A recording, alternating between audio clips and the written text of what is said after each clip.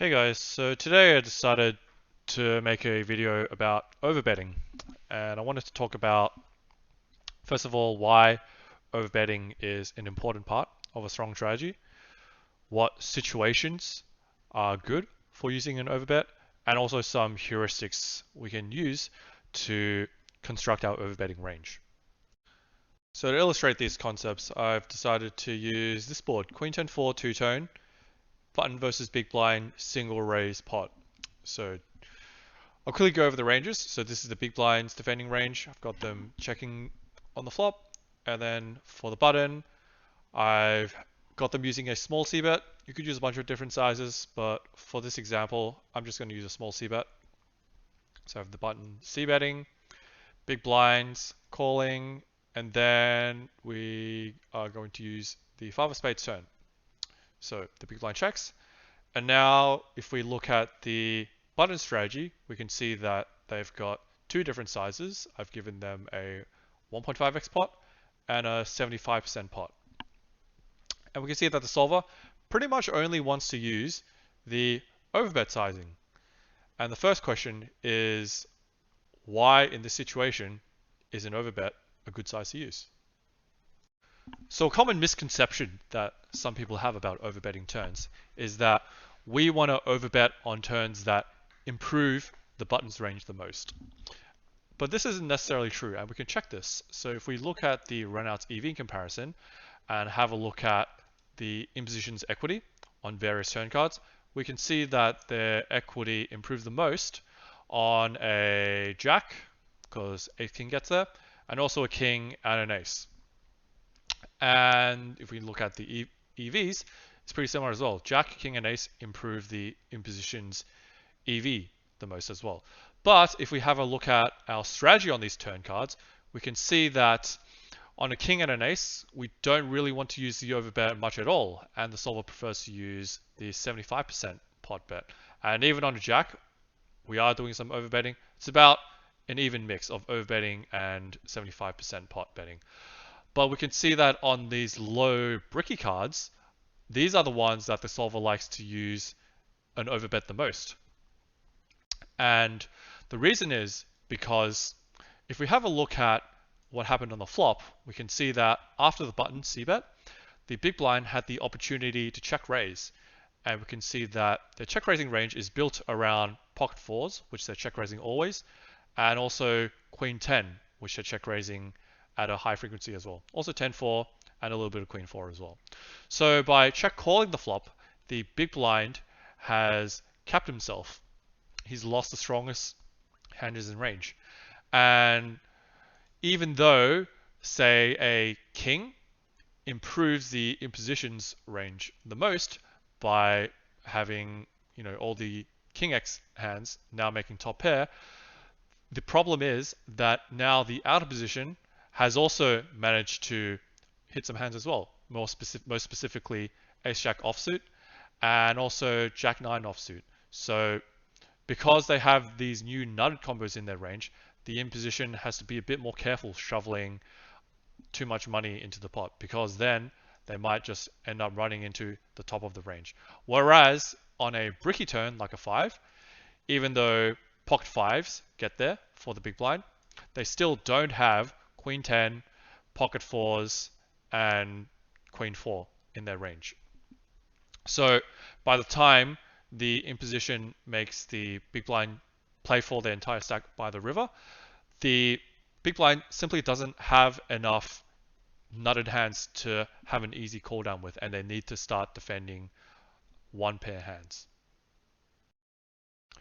So when we do have a nut advantage, it's really important that we leverage this and threaten to make our opponent play for their stack. If we think about where the EV of our value range comes from, it comes from winning a big pot. So if we're not afraid of running into our opponent's top of range because they're capped, then we want to try and make the pot as big as possible, i.e. play for all the chips. So by overbetting the turn, we put the big blind in a really tough spot, because now they have to choose between two unattractive options. Either they're going to have to fold a lot and potentially overfold, or they're going to have to play for a really big pot with a marginal holding. And that's exactly the type of situation that we want to put our opponents in when we have the polarized range, and their range mostly consists of bluff catches.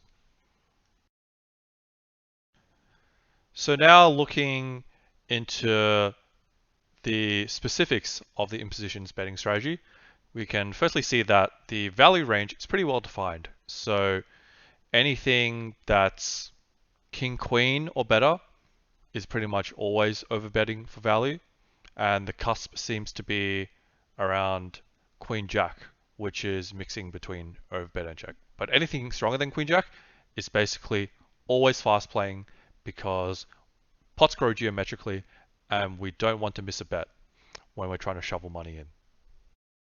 So in terms of our bluffs, we can see that the solver is doing a bunch of mixing with a bunch of different combos. And while this might seem daunting at first, we don't want to fall into the trap of trying to memorize how frequently each combo wants to overbet. And instead, what we want to do is we want to try and see if we can find some patterns, get a feel for what type of combos the solver does like to overbet, and try and figure out why the solver likes them and what makes these combos so good to overbet and what they're trying to achieve in relation to targeting specific parts of our opponent's range. So when we think of good bluffing candidates, the first type of hand class that comes to mind are draws. And we can see that the solver thinks that draws in general make for good overbetting candidates. We can see that the open-ended straight draws, king jack, jack 9 and 7-6, the solver's all overbetting these at a reasonably high frequency. And then if we look at our flush draws, the solver's playing overbet with a lot of our flush draws as well, having a preference for the ones that have less showdown value, so our king high, jack high, and our 9 and 8 high flush draws. And then it likes to check with ones that have a bit of showdown value in the ace, and also the ones that have a pair with the 10. But then it gets a little weird, because if we look at our 5x, the solver's playing overbet at a really high frequency with our 5x flush draws, which made a pair on the turn. And this is a little bit counterintuitive, because we would think that a 5 has more showdown value than an ace, yet the solver likes to bet these 5x flush draws a lot more than the ace. So what's going on? Well, the key to figuring this out is always to look at our opponent's defending range against an overbet, because when the solver is designing its strategy for the imposition player, it's designed to counter what the big blind is trying to do in response to our overbet.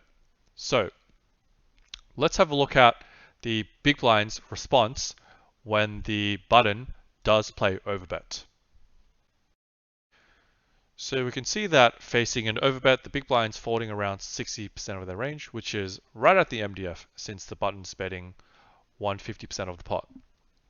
So we can see that the big blind, first of all, when they have a queen, they've got to always call, since these are the strongest hands that they have in their range. You can see ace 10 and king 10 are all mixes, but they're also good enough to call. And then anything worse than king 10, the solver's basically always folding. So we can see 10 9, jack 10, high frequency folds.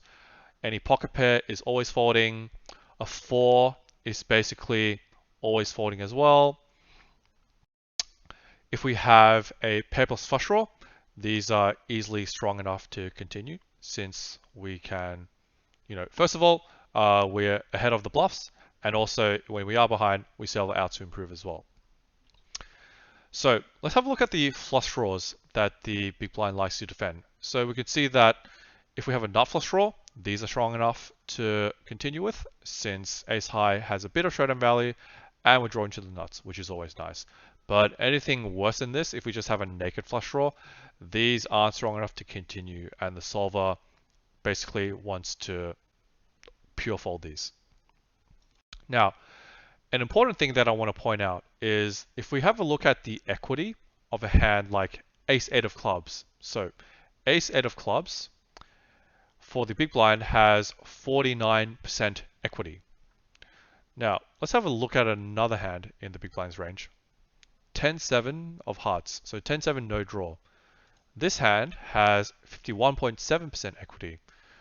So this is more equity than ace-8 of clubs. But if we have a look at their EVs, 10-7 is a slightly losing call, and the solver wants to fold these, whereas ace-8 is a clearly plus EV call, despite having less equity.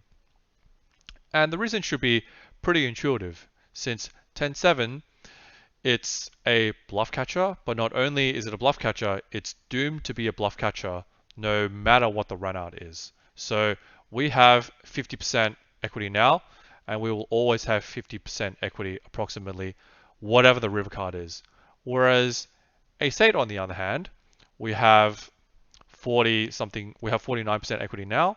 If the river bricks out, our hand's going to be weaker, but if we do hit our flush, then we have the nuts, and this is really important, especially when the imposition is polarizing their range and potentially making us play for all of our chips.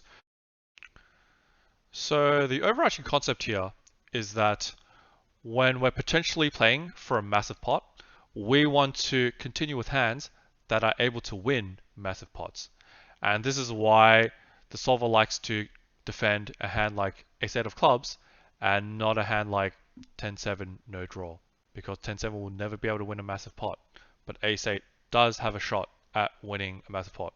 And so does king-jack, because it's king high, but it's got the nut open-ended straight draw, and we can see that the solver thinks that this is a break-even call when compared to a hand like pocket sevens, which is a clearly losing call, because pocket sevens only has 2 outs to improve to a really strong hand, whereas king jack, it's got 8 outs to improve to 8 or 6 outs to improve to a really strong hand. So this gives us the first clue in understanding why the solver likes to overbet a hand like 7-5 of clubs as a button.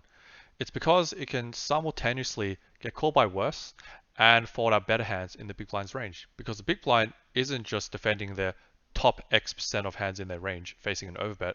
What they're trying to do is choose hands that are able to make a big hand and potentially win a big pot by the river. And these can sometimes be ace high and king high hands, like this ace-8 of clubs and king jack. So by overbetting 7-5 clubs, if the river bricks out, then we can check back and win against this portion of the big blind's range. The second thing that 7-5 of clubs has going for it is that if we have a look at hands in the big blind's range that have the 5 of clubs in them, they're all hands that are able to continue against an overbet. They're all hands that have paperless flush draw, and it's also blocking pocket fives as well. So when we have the 5 of clubs, our opponent is more likely to fold. So we have better fold equity when we bluff a hand like 7-5 of clubs. And then finally, also, when we are behind a hand like a queen, we also have many outs to improve. We could hit a flush, or we could hit a 5, or we could hit a 7. So 7-5 of clubs and any 5x of clubs here, it's got multiple things going for it. It can get called by worse, it can fold out better, and even when it is behind, it can still have a good shot at making a big hand by the river. And overall, it does a really good job at contesting for a potentially massive pot. So if we understand why the solver likes to overbet a hand like 7-5 of clubs, then we can also start to make sense of why the solver is betting a hand like ace-king at a really high frequency. And it's because it's achieving a lot of the same things that it did by overbetting a hand like 7-5 of clubs, in the sense that it's getting called by worse from the big blinds, nut flush draws, and king jack, while also folding out better hands, such as these pocket pairs and low pairs in the big blind's range, while also having a good number of outs to outdraw a queen as well, since it can hit an ace, a king, or a jack to make a good hand by the river as well. And these type of value bluffs on the turn are a really important, and in my opinion, beautiful aspect of GTO play. So what about the really crappy hands that the solver's using as an overbet? Hands like King 3 of spades or King Deuce of spades. Why does the solver like to use these hands as well in its overbetting range? Well, if we have a look at the big blind's defending range again, we can see that the majority of their folding range have a middling card in them, right? It's got a 9 because it's got all these offsuit 9 combos, an 8, 7, or a 6. So by having a king and a 3 or a king and a deuce, first of all, it does a really good job of unblocking the folding range since we're getting out of the way of these middling cards. Meanwhile, having a king is blocking king queen, and also it's an overcard to the queen. So we still have that off chance of hitting a king on the river and sucking out on the queen. And that's why the solver likes to use a hand like, king 3 over a hand like king 7 or king 8, because the 7 and 8 block more of the folding range. And it's also why it likes a hand like king 3 over a hand like 9-7 or spades, since 9-7 is just two middling cards, really terrible blockers, and also there's just no overcard to a queen, so we've just got no chance of sucking out against the queen as well. So I'm not going to go into river play in this video, but if you understand how the solver is constructing its overbetting range and what it's trying to achieve with the different hand classes in the overbetting range, then you should already have a decent idea of how it's going to play the river in terms of which hands are going to give up and which hands will fire the third barrel on different runouts. And that's the beauty of understanding GTO strategies, because once you understand, it's not about memorization at all. And you can do a much better job of navigating different spots in game, even if you have no idea what the equilibrium solution is going to look like. But you can have a pretty good guess at how your range wants to play on the turn and the river. So that's it for the video. Let me know if you guys enjoyed it. Leave a comment if you did. And let me know what other topics you'd be interested in me talking about. Cheers, guys.